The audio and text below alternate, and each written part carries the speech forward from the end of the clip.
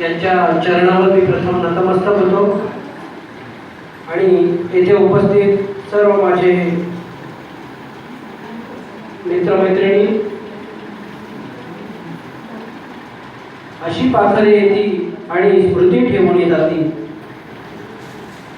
गेल्या 22 वर्षानंतर आपण प्रथमच भेटतोय, त्यामुळे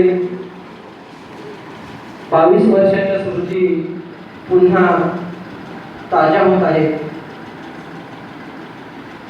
1995चा तो वर्ष आठवतोय. नियमितपणे गणवेशात शाळेत येणारे आपण सर्वजण, आणि त्यातलाच एक मी अबोल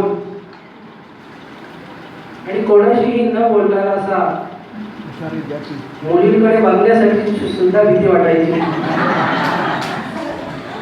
असा अबोल.